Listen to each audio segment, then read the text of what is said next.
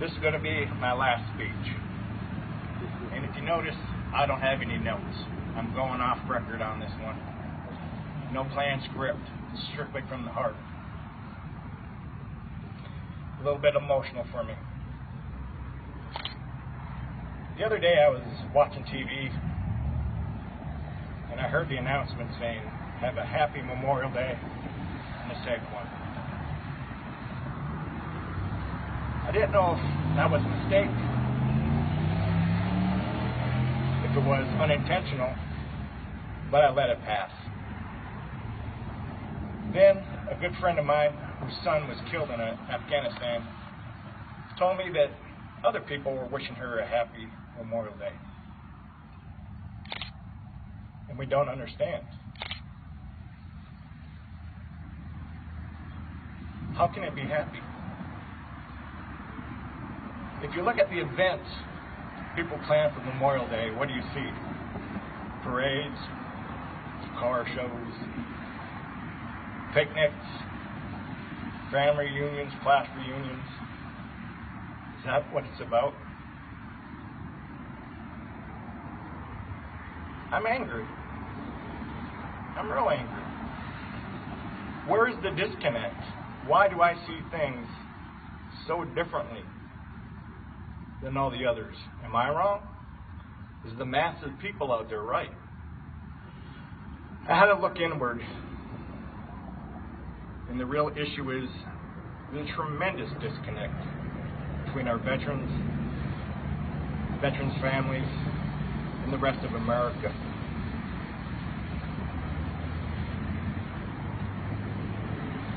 If you look at what we see on TV, we're a country that's fascinated by war. I bet you everybody here is paid to go see a war movie or a war-related movie. The video games that we play all revolve around war. But how many of those people have actually seen it? I asked that question and I researched it. You're going to be surprised. In World War II, 17% of American population was involved in the war as a veteran. During Vietnam, that number reduced to 5%. And currently, it's less than 1%.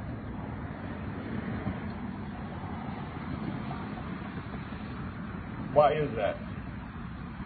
Are we a victim of our own success?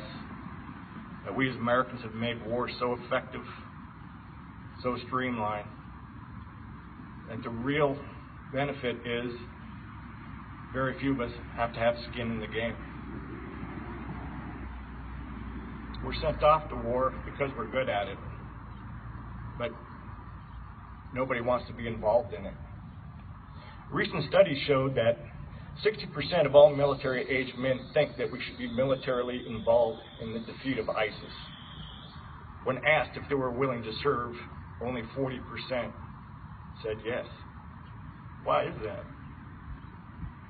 We've made it very comfortable for them because someone else will do it. One of the most heartbreaking things a woman ever said to me is actually intended to be a compliment. She said, "I am so proud and amazed at all that you guys in the military and gals in the military do. We admire you, and I will never let my son serve in the military."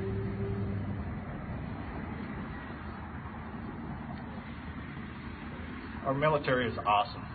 What we have done is truly remarkable.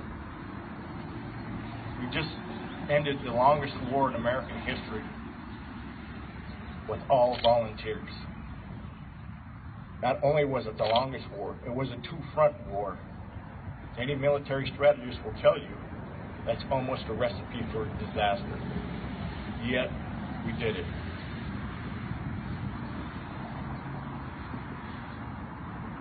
If there's a disconnect out there, it's there. I feel it every day. At times, I think us veterans aren't understood. Which brings me to what I believe, what I think veterans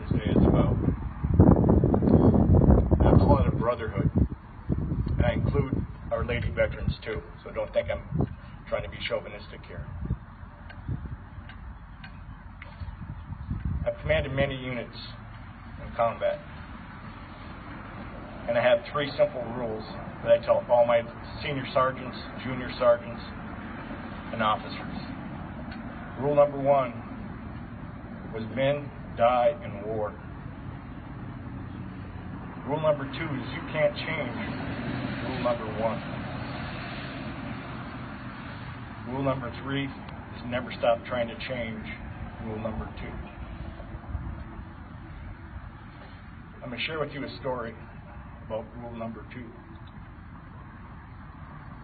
In 2006, in Baghdad, we're getting ready to leave. In fact, we were taking our replacements to our final patrol to do a unit orientation, with an area orientation. A good friend of mine, Dave, who's in the convoy ahead of me. As we were leaving the wire, we were jokingly referring to, let's see who can get out the fastest and back. As soon as we got back, it was done. I have a man that had an issue, and we left the gate 2 minutes behind Dave. I saw Dave's convoy down the road, and then I saw a blinding explosion. It was Dave's truck. It was hit with an EFP. Dave was hit bad. Everybody in the truck was hit bad. We got the tourniquets on Dave. He called in the dust off. Dave wasn't going to make it.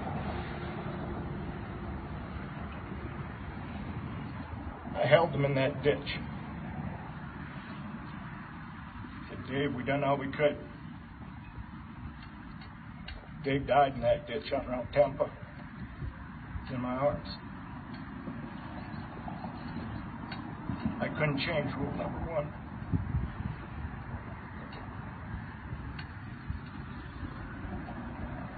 That's why I'm here today. We have a brotherhood. Do I miss war? I don't miss the fighting, but I miss war. I know it sounds sick and it sounds strange, but there's something I really miss. That misses love for my brothers, my sisters. A few times in your life that you'll agree with a group of people that your safety is so much more important than your own. You do anything for them. My life didn't matter. It was the group, it was the unit. You can't find that here in the civilian world. You just can't.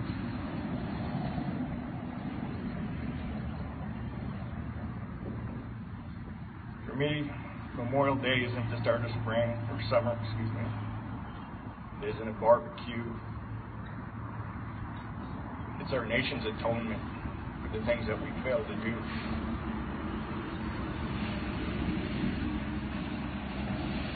I couldn't protect them all. I couldn't bring them all home. And I'm sorry for that. I'm sorry that they've missed so much. I'm sorry for their families. I'm sorry I couldn't change rule number 1.